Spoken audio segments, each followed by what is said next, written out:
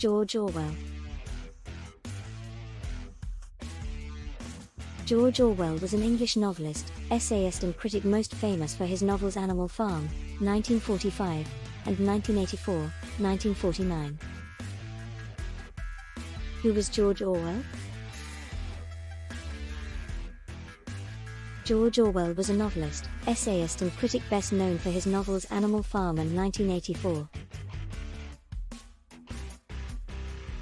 He was a man of strong opinions who addressed some of the major political movements of his times, including imperialism, fascism and communism.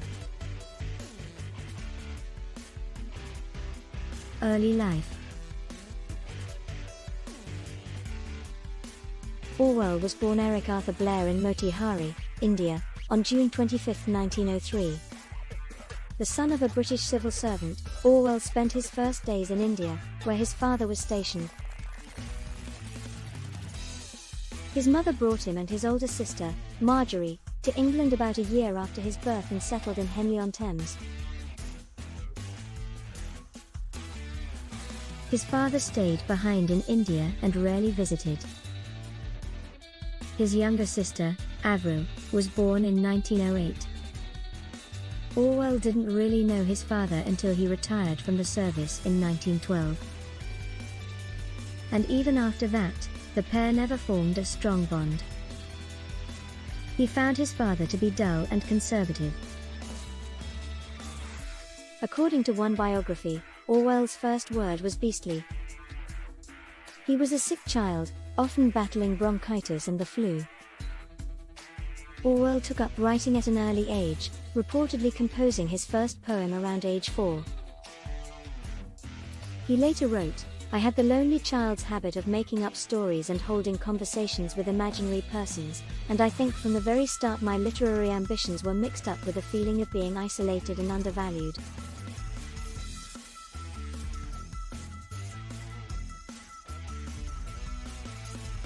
One of his first literary successes came at the age of 11 when he had a poem published in the local newspaper.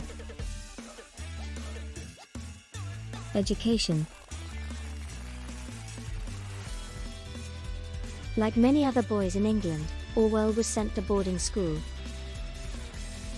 In 1911, he went to St. Cyprian's in the coastal town of Eastbourne, where he got his first taste of England's class system. On a partial scholarship, Orwell noticed that the school treated the richer students better than the poorer ones. He wasn't popular with his peers, and in books, he found comfort from his difficult situation. He read works by Rudyard Kipling and H.G. Wells, among others. What he lacked in personality, he made up for in smarts. Orwell won scholarships to Wellington College and Eton College to continue his studies. After completing his schooling at Eton, Orwell found himself at a dead end. His family did not have the money to pay for a university education. Instead, he joined the India Imperial Police Force in 1922. After 5 years in Burma, Orwell resigned his post and returned to England. He was intent on making it as a writer. Early writing career. After leaving the India Imperial Force, Orwell struggled to get his writing career off the ground and took all sorts of jobs to make ends meet, including being a dishwasher.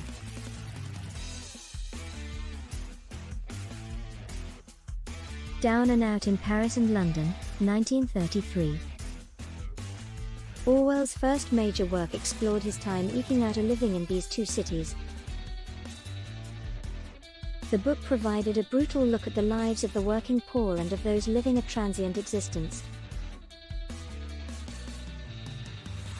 Not wishing to embarrass his family, the author published the book under the pseudonym George Orwell. Burmese Days, 1934. Orwell next explored his overseas experiences in Burmese Days, which offered a dark look at British colonialism in Burma, then part of the country's Indian Empire. Orwell Orwell's interest in political matters grew rapidly after this novel was published. War, Injury and Tuberculosis.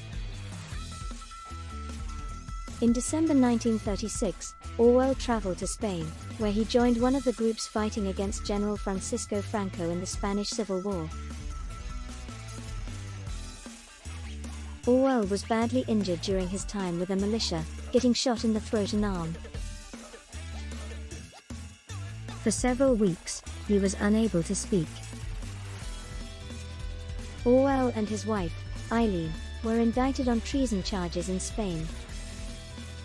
Fortunately, the charges were brought after the couple had left the country. Other health problems plagued the talented writer not long after his return to England. For years, Orwell had periods of sickness, and he was officially diagnosed with tuberculosis in 1938. He spent several months at the Preston Hall Sanatorium trying to recover, but he would continue to battle with tuberculosis for the rest of his life. At the time he was initially diagnosed, there was no effective treatment for the disease. Literary critic and BBC producer. To support himself, Orwell took on various writing assignments. He wrote numerous essays and reviews over the years, developing a reputation for producing well-crafted literary criticism. In 1941, Orwell landed a job with the BBC as a producer. He developed news commentary and shows for audiences in the eastern part of the British Empire. Orwell drew such literary greats as T.S. Eliot and E.M. Forster to appear on his programs. With World War II raging on, Orwell found himself acting as a propagandist to advance the country's national interest. He loathed this part of his job, describing the company's atmosphere in his diary as something halfway between a girls' school and a lunatic asylum, and all we are doing at present is useless, or slightly worse than useless.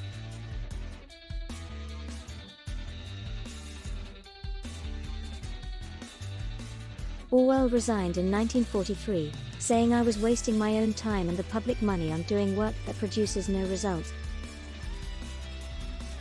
I believe that in the present political situation the broadcasting of British propaganda to India is an almost hopeless task." Around this time, Orwell became the literary editor for a socialist newspaper. Famous books. Sometimes called the conscience of a generation, Orwell is best known for two novels, Animal Farm and 1984. Both books, published toward the end of Orwell's life, have been turned into films and enjoyed tremendous popularity over the years. Animal Farm, 1945. Animal Farm was an anti-Soviet satire in a pastoral setting featuring two pigs as its main protagonists. These pigs were said to represent Joseph Stalin and Leon Trotsky. The novel brought Orwell great acclaim and financial rewards. 1984, 1949. Orwell's masterwork, 1984, or 1984 in later editions, was published in the late stages of his battle with tuberculosis and soon before his death.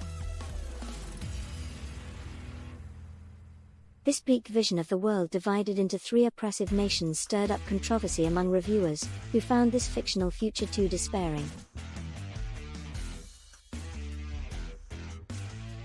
In the novel, Orwell gave readers a glimpse into what would happen if the government controlled every detail of a person's life, down to their own private thoughts.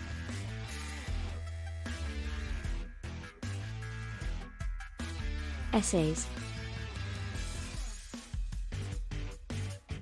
Politics and the English Language. Published in April 1946 in the British literary magazine Horizon, this essay is considered one of Orwell's most important works on style. Orwell believed that ugly and inaccurate English enabled oppressive ideology and that vague or meaningless language was meant to hide the truth. He argued that language should not naturally evolve over time but should be an instrument which we shape for our own purposes. To write well is to be able to think clearly and engage in political discourse, he wrote, as he rallied against clichés, dying metaphors and pretentious or meaningless language.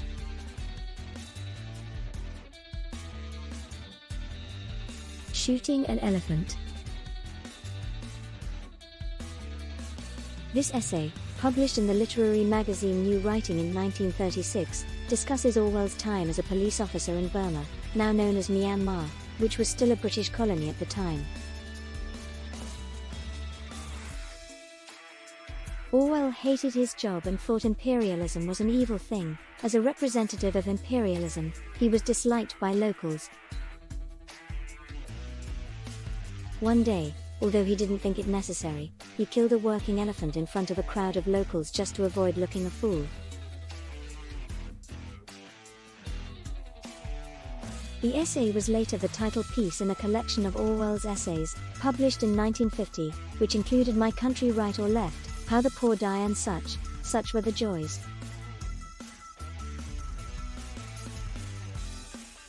Wives and children. Orwell married Eileen O'Shaughnessy in June 1936, and Eileen supported and assisted Orwell in his career. The couple remained together until her death in 1945. According to several reports, they had an open marriage, and Orwell had a number of dalliances. In 1944 the couple adopted a son, whom they named Richard Horatio Blair, after one of Orwell's ancestors. Their son was largely raised by Orwell's sister Avril after Eileen's death. Near the end of his life, Orwell proposed to editor Sonia Brownell. He married her in October 1949, only a short time before his death. Brownell inherited Orwell's estate and made a career out of managing his legacy. Death. Orwell died of tuberculosis in a London hospital on January 21, 1950. Although he was just 46 years old at the time of his death, his ideas and opinions have lived on through his work. Statue. Despite Orwell's disdain for the BBC during his life, a statue of the writer was commissioned by artist Martin Jennings and installed outside the BBC in London. An inscription reads, "If liberty means anything at all, it means the right to tell people what they do not want to hear." The 8-foot bronze statue, paid for by the George Orwell Memorial Fund, was unveiled in November 2017. Would he have approved of it? It's an interesting question. I think he would have been reserved, given that he was very self-effacing, Orwell's son Richard Blair told the Daily Telegraph. In the end I think he would have been forced to accept it by his friends. He would have to recognize that he was a man of the moment.